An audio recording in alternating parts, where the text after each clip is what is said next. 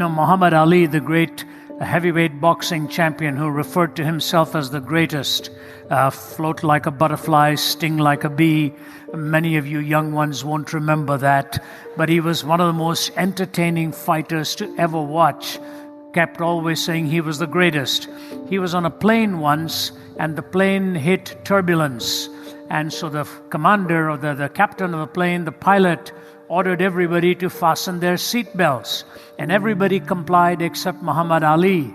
So the flight attendant came over to him and said, "Sir, please fasten your seat belt." To which he said, "Superman don't need no seat belt." And she said to him, "Superman don't need no airplane either." Very recently, two of the best-known football players in the world, Cristiano Ronaldo and Lionel Messi, were being interviewed. And Ronaldo was telling the interviewer he believed that God sent him into the world to teach the world and show the world how to play football. So the interviewer looked at Lionel Messi and asked him what he thought of the comment. Messi paused and said, "I don't remember sending him."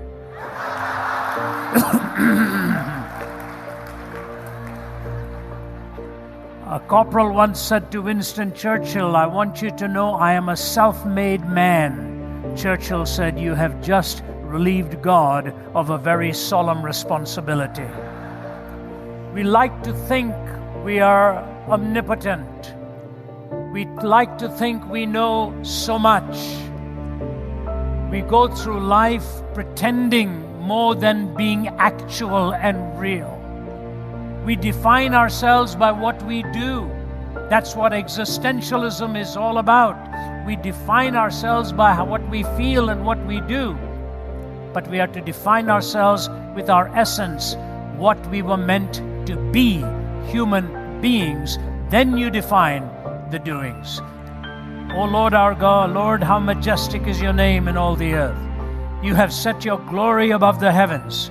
From the lips of children and infants you have ordained praise, because of your enemies to silence the foe and the avenger.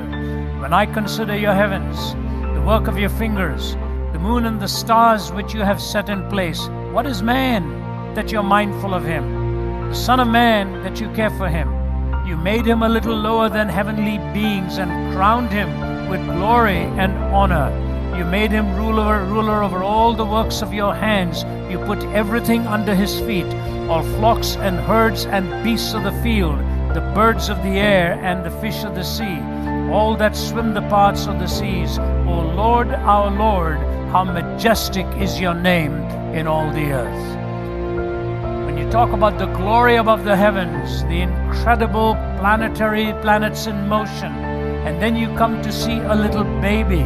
Out of the mouths of babes you have ordained praise. You see, a child can look with marvelous adornment at the sunset or the sunrise. You can sit in a porch at night and watch a beautiful sunset and be in awe, but the sun will never repay the compliment. The sun will never look at you in awe and say, "My goodness, how amazing this human being is."